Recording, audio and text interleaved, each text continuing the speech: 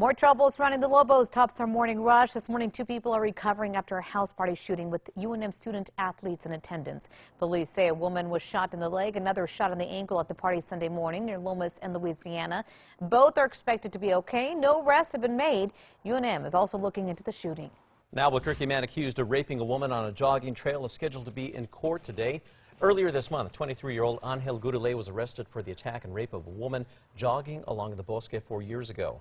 Yesterday, Gurule's adoptive father described his childhood as filled with abuse and surrounded by drugs. Erica.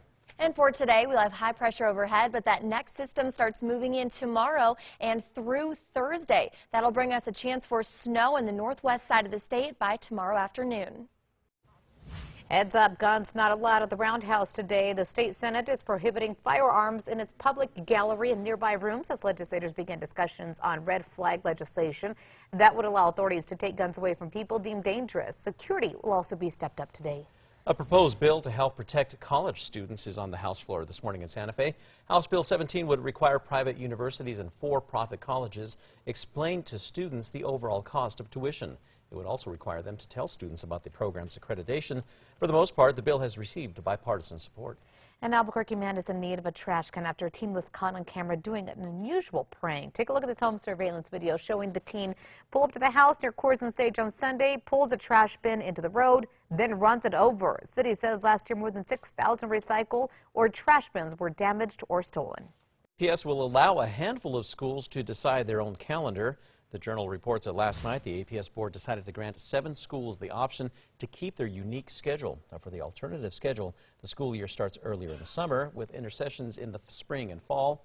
Officials say that calendar will cost the district about $400,000. Erica. The Metro Threat Index for today staying nice and low. Temperatures are a little chilly this morning, especially with the wind chill, but by the afternoon will be sunny with calmer winds and some nice mild temperatures. A bill from Democratic State Representative Miguel Garcia would give UNM $150,000 for research into treating addiction. It uses injectable opioids that could help address long-term dependency on opioids. New Mexico already has a series of policies aimed at combating opioid addiction, including law enforcement carrying overdose antidote kits. Albuquerque city councilors are trying to stay a step ahead. That's if marijuana is legalized by the state.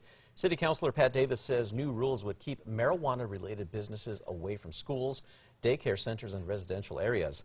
Council still needs to vote on the zoning changes, and if approved, they could go into effect this year. A popular hand sanitizer feeling the pressure from the FDA this morning. The agency is telling Purell to stop making unproven health claims. They say the company is claiming Purell may kill the Ebola virus. The FDA says it has not been tested and gives people the impression the products are similar to medication.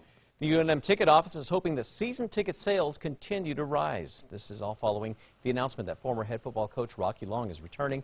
He's coming back as defensive coordinator and linebacker coach under new head coach Danny Gonzalez.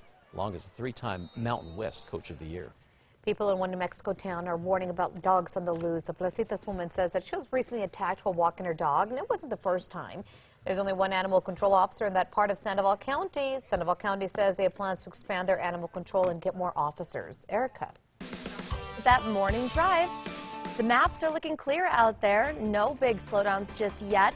And here's a look at tracker going eastbound on I-40 from Coors. Does look like there are plenty more cars on the road, so get ready for traffic to start up. An Espanola man nominated as a CNN hero is now running for office. The Journal reports that Roger Montoya is running for District 40, which represents parts of Colfax, Rio Arriba, and San Miguel counties. Montoya, a Democrat, is seeking the seat currently held by Joseph Sanchez, who is now leaving to run for U.S. Congress. Krispy Kreme debuting new sweet treats just in time for Valentine's Day. The company releasing heart-shaped donuts modeled after the iconic Conversation heart candies. There's 4 new donuts, each containing a different filling. They're only around for a limited time, so you better get moving.